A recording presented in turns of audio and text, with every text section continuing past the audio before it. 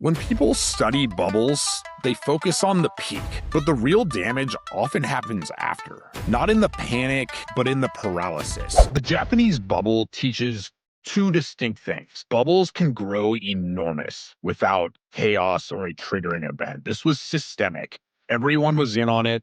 They all thought they had it figured out. Regulators, speculators, citizens, companies, everybody was drinking from the punch bowl. After they burst, must choose between a short, violent correction or a long, slow stagnation. Japan chose the latter. When asset prices collapse in Japan, confidence collapsed, spending slows, and expectations shift. And Japan entered what economists call a deflationary psychology. Consumers delayed purchases, businesses delayed investment, banks delayed lending, and the economy just stopped believing in expansion. And this is the stuff when people try to whittle down economics to a textbook or say, well, actually, this should have happened, but the market was wrong. These are people that live in textbooks, and there's plenty of room for economists, but there are limits to math problems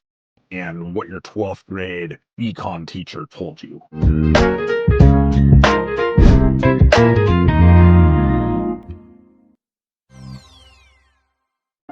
Episode 6, The Lost Decade That Became 3. How Japan Chose Stagnation Over Collapse. On December 29th, 1989, the Nikkei 225 closed at 38,916. It would never see that number again. Not in 1990, not in 2000, not in 2010, not even 3 decades later. But the real story isn't the drop. It's what Japan did next. Because when the bubble burst, Japan didn't panic. It froze. And to put those in perspective, in the GFC in America, the S&P went about 6 years between all-time highs. Japan went over 3 decades. So back to last episode, after the Bank of Japan raised interest rates in 1989, the Nikkei fell nearly 50% by 1992. Commercial land prices, which had in some cases tripled in a matter of 5 years, they began a steady decline, and real estate values kept falling. Just year after year, prices down, down, down. But there was no 1929 style crash for those that listened to our January series on the Lords of Finance that covered the 29 crash. There were no bread lines, there were no bank runs in the streets of Japan. So what happened instead? Well, here's what happened. Banks quietly rolled over bad loans. Corporations avoided layoffs. Regulators delayed write-downs on assets. And Japan didn't purge excess, it just preserved it. This is where a term enters our story. Zombie banks and zombie companies. Just like the zombies that you might have seen on the Walking Dead or whatever television show. Zombie! Killer zombie! Stop! I am a good zombie! They're companies that they're technically moving around and have a pulse, but they're the Walking Dead. And banks had made, as we know in these years of the bubble, had made enormous loans backed by land. And so when land prices fell, collateral was insufficient. These loans, they were leveraged to the gills. Sometimes the loan to value was over 100%, in some cases 120, 130%, which is almost nonsensical. And it goes against all the principles of lending, that you would lend someone more money than the value of the asset it's backed by. So if you lend somebody 120% LTV and then the value of the asset drops, you might be at 130, 150, 170% LTV. So a lot of these balance sheets were technically insolvent. They were upside down, much like a home foreclosure. And say your house is worth 300 grand and your loan is now at 400 grand. It's insolvent, right? There's no equity left. But instead of forcing recognition around this and perhaps a crash, loans were extended, losses were hidden, and borrowers were kept alive artificially. And so you might ask, why. And here's why. Because writing these loans down would mean admitting to systemic failure, destroying the banks and their capital, forcing mass bankruptcies, and maybe most importantly, breaking that social contract that the government is going to take care of you. So Japan chose delay, and delay became doctrine. And if you think about this, these zombie companies, and there's some of this going on in America too. The term zombie company came up a lot during COVID when bailouts were going out. I remember American Airlines, for example, got a bunch of money. But these zombie companies, they're companies that exist purely, they don't make enough money to service their debt. That's more or less the loose definition of a zombie company. And in some ways, Japan was a zombie country. I mean, instead of just foreclosing on everything and taking these wipeouts and getting all this stuff off the books, we've seen it in real estate in America the last few years.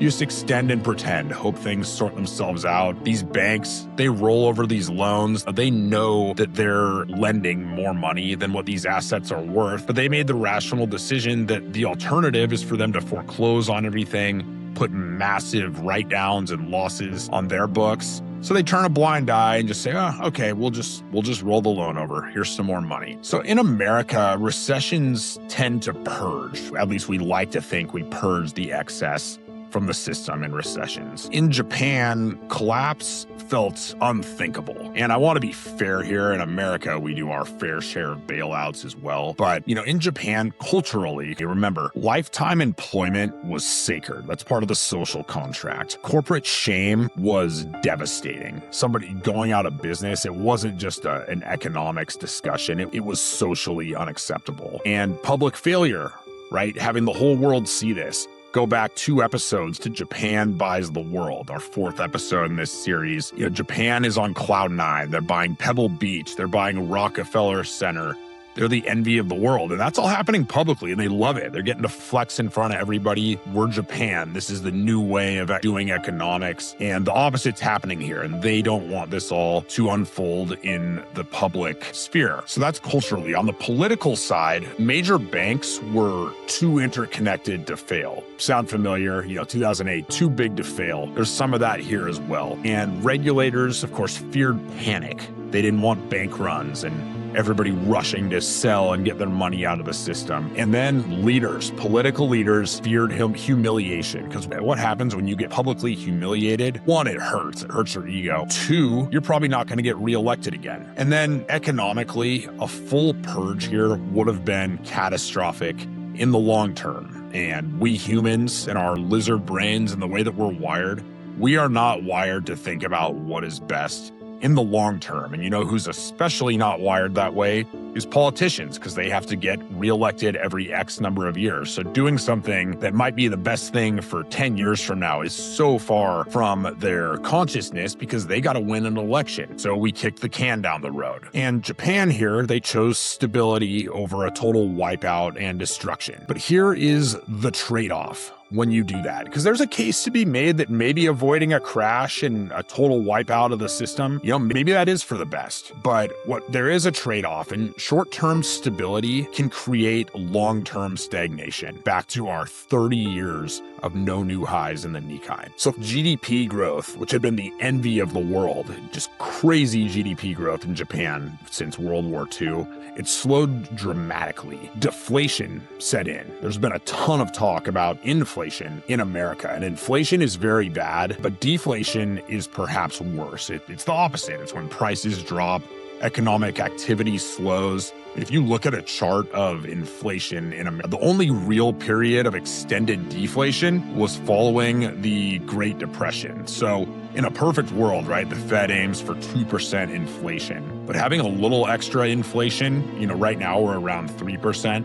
This is my opinion, I think a lot of economists would agree with me, that is superior to deflation. So asset prices continued falling, land, equities, all of the above. The bubble is deflating. Wage growth stalled. This is where it trickles into the real economy. people are making less money, and then that goes right back into assets, right? People don't have as much to spend. They're not going out and shop. The commerce slows when people make less money. And equity, again, 3 decades, equity never recovered. And land prices in major cities would fall for more than a decade. And the Nikkei, we mentioned it dropped 50%. It would ultimately, at its peak to trough, it would ultimately lose roughly 80% of its value. Again, for an American perspective on this, I believe the S&P 500 at its lowest low of the great financial crisis lost about 54%, if I'm not mistaken. And numbers have a funny way of working. To lose 80% means you lost 54%. It doesn't mean you lost 26% more.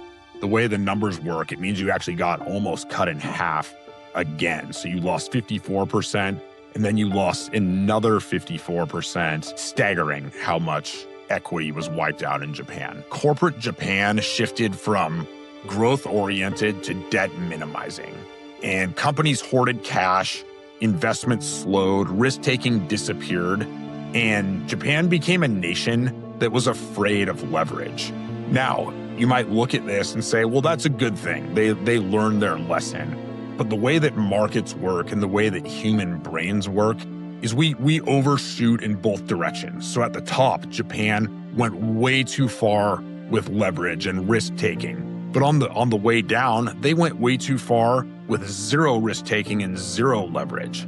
And like anything, just like we talked about with inflation, there's a happy medium here. There's a balance. You want some risk-taking behavior. You want some leverage in the system. I mean, the American economy, we're known for we're risk takers. We're the best place to raise capital. People will invest in seed rounds of VCs that have a 5-10% chance of working out. There is nowhere else in the world where you can do that. Now, whether that's good or not is a whole nother discussion, but you absolutely want some risk-taking behavior in the system. For years, policymakers insisted this is temporary, this is cyclical, this will pass. Now, you could insert I'm a Jerome Powell fan, but his comments about transitory inflation were some of his worst of his career. I think of you as somebody who so lucidly explained policies and programs in recent months and made a real concerted effort to explain them to the American public as a whole. I wonder about this term and what you would say to people who don't know it definitionally, don't know what it means, and see prices going up and wonder how long they're going to have to wait. So just some broader definition from you, I'd like to hear just about what it means or how you understand it. And quickly as well, you've talked about vaccines a bit, and your colleague in Minneapolis has placed a mandate on vaccinating employees coming back to that Federal Reserve Bank. And I wonder if that's something that you would like to see or expect to see system-wide going forward. The concept of transitory is really this. It is that the increases will happen. We're not saying they will reverse. That's not what transitory means. It means that the increases in prices will happen. So there will be inflation, but that the process of inflation will stop, so that there won't be further. When we think of inflation, we really think of inflation going up year upon year upon year upon year. That's inflation. When you have inflation for 12 months or whatever it may be, I'm just taking an example and not making an estimate, then you have a price increase, but you don't have an inflation process. And so part of that just is that if it doesn't affect longer-term inflation expectations, then it's very likely not to affect the process of inflation going forward. So what I mean by transitory is just something that doesn't leave a permanent mark on the inflation process. Again, I don't mean that producers are going to take those price increases back. That's not the idea. It's just that they won't go on indefinitely. So to the extent people are implementing price increases because raw materials are going up or labor costs or something's going up, the question really for inflation really is, does that mean they're going to go up the next year by the same amount? So you're going to be in a process where the inflation process gets going, and that happens because people's expectations about future inflation move up. And we don't think that's happening. There's no evidence that it's happening. All the evidence is that it's not happening. But nonetheless, we have to watch this very carefully because this is, we have two mandates: maximum employment and price stability. Price stability for us means inflation averaging 2% over time, and so we've got to be very careful about that. But I think it's a good point that it's a term. What it really means is temporary. But then you got to understand that it doesn't mean that the increases will be taken back. Some of them will be, but but that's not really what it means. So that's the policymakers in Japan are doing the same thing. It's a cycle. We'll get through this. But the problem was that something deeper had changed. Economies do tend to move in cycles, but there was something else going on here. Because when asset prices collapse in Japan, confidence collapsed, spending slows, and expectations shift. And Japan entered what economists call a deflationary psychology. Okay, consumers delayed purchases, businesses delayed investment, banks delayed lending, and the economy just stopped believing in expansion. And this is the stuff when people try to whittle down economics to a textbook or say, well, actually, this should have happened, but the market was wrong. These are people that live in textbooks, and there's plenty of room for economists, but there are limits to math problems and what your 12th grade econ teacher told you. And the reason for that is there is human psychology involved. In this case, deflationary psychology. A lot of the books they operate under the assumption that markets move rationally and everyone makes rational decisions and does what they're supposed to do. When fear and greed get into the system, that changes everything, okay? The Wall Street graveyards are littered with people who thought they could whittle down markets or economies to a math problem, and it doesn't work because people do not operate in the space of math problems. They operate in the space of psychology. This wasn't just a market story. It was a social story. Young workers entering the labor force in the 90s faced limited opportunity. They saw their wages stagnate. They delayed home ownership. Sound familiar? They postponed family formation. You could replay this script in 2026 America. Obviously, our economy is in a much better place, but these things start to tie together. And this is why economics and social issues are almost unable to be detached from each other. They bounce off of each other. They impact each other. When people have more money, they spend more. They buy homes. They have kids. All this stuff is tied together. So birth rates fell and risk tolerance in Japan evaporated. A country that once believed in its inevitability became cautious. All that swagger buying Pebble Beach, that was gone. They became cautious, conservative, and ultra-defensive. And the trauma outlasted the chart. Again, back to our psych versus mathematics or economics discussion. Here's the critical lesson. Japan didn't have just one lost decade. It had multiple, because the core issue of bad debt, it was never fully resolved. Banks were recapitalized slowly, losses were recognized extremely reluctantly. They didn't just flush it all out of the system. They extend and pretend, they roll over loans, and policy moved incrementally. The economy never really got a cleansing recession. It got a prolonged coma, to extend the analogy. So the Japanese bubble teaches two distinct things. One is that bubbles can grow enormous without chaos or a triggering event. This was systemic. Everyone was in on it. They all thought they had it figured out. Regulators, speculators, citizens, companies, everybody was drinking from the punch bowl. Two, after they burst, you must choose between a short, violent correction or a long, slow stagnation. Japan chose the latter. So think of examples from history. Dot bomb implosion around 2000, 2001. That could probably be characterized as a short, violent correction. Internet stocks plummeted 90, 95, 98% in some cases, but it flushed it out of the system. Japan chose this long, slow unwind. And that choice reshaped the Japanese economy for decades. When people study bubbles, they focus on the peak, but the real damage often happens after. Not in the panic, but in the paralysis. Next episode, the social consequences. Because bubbles don't just destroy balance sheets, they reshape cultures.